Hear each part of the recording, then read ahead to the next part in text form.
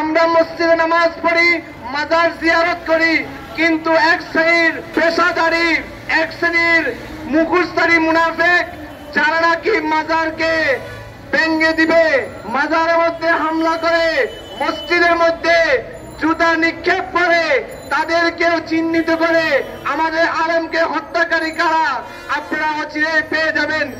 আজকে বাংলাদেশের মধ্যে বিভিন্ন মসজিদ নিরাপত্তা নয় এবং বাংলাদেশের জাতীয় মসজিদ তাদের কাছে বাইতুল মুকাররমা নিরাপত্তা নয়। গত শুক্রবারে তারা বাইতুল মুকাররমের মধ্যে রক্তাক্ত করেছেন। এই উপস্থিতি আহলে সুন্নাত ওয়াল জামাত বাংলাদেশের কেন্দ্রীয় চেয়ারম্যান ও নির্বাহী মহাসচিবের উপর যেই হামলার হুমকি দিয়েছে, যেই হত্যার হুমকি দিয়েছে, সেই জন্য আজকে আহলে সুন্নাত ওয়াল জামাত বাংলাদেশ ঢাকা মহানগরের উদ্যোগে বাংলাদেশের জাতীয় প্রেস ক্লাবে আমরা উপস্থিত হয়েছি এটার প্রতিবাদ করার জন্য। শুধু দাঁড়িয়েছি যে তাই নয়, আল্লামা শহীদুল ইসলাম ফারুকীর রক্ত আমরা পিতা দিতে যাব না। এই বাংলার জমিনের মধ্যে সুন্নি সুফিবাদী মুসলমানদের উপর যেমনি ভাবে হত্যার হুমকি আসছে, এর তীব্র নিন্দা জানাচ্ছি এবং আইনের আওতায় এনে তাদেরকে শাস্তি দেওয়ার জন্য সবিনয় অনুরোধ করছি।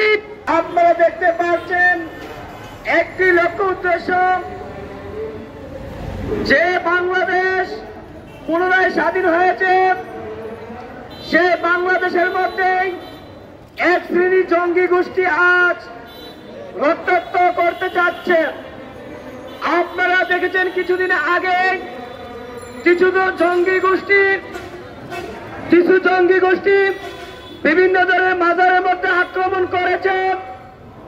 রাষ্ট্রীয় ঘোষণা পবিত্র ঈদ মিলাদুন্নবী সাল্লাল্লাহু আলাইহি সাল্লামের মধ্যে আক্রমণ করেছে।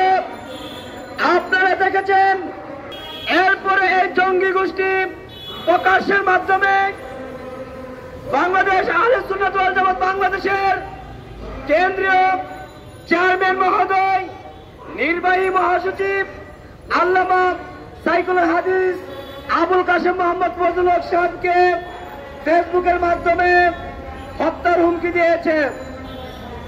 প্রিয় প্রশাসন ভাইরা, আপনারা এতদিন ব্যর্থ হয়েছেন, আপনারা তামাশা করেছেন, আপনারা বলেছেন আল্লামা শহীদুল ইসলাম ফারুকী রহমাতুল্লাহ হত্যাকারীদেরকে আপনারা চিহ্নিত করতে পারছেন না।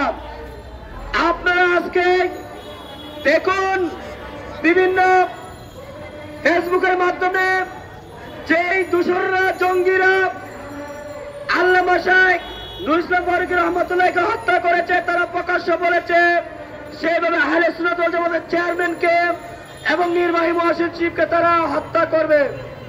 ইসলাম ফারুকী হুজুরকে নিজ ভাষায় গলা কেটে শাহাদাত করেছেন।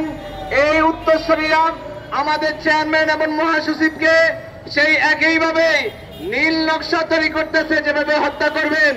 বাংলার জমিনে আমরা শান্তি চাই, আমরা কোনো অরাজকতা চাই না।